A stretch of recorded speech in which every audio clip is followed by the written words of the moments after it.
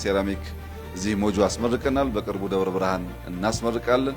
ሁለቱ ፋብሪካዎች ከሞላ ጎደል ፍላጎቶቻችን ይመልሳሉ። ተጨማሪ ኢንቨስትመንት እየሳብን በመሄድ ለግብአት በቂ የሆነ አቅም ስላለን በሀገር ውስጥ በማምረት ድንጋይ ከመሸከም እንገላገላለን።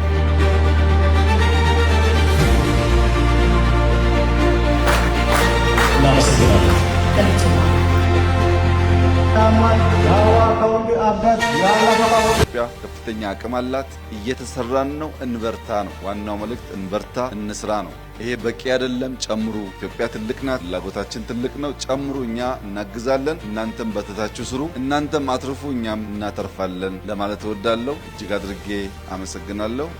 መልካም ቀን ይሁንላችሁ።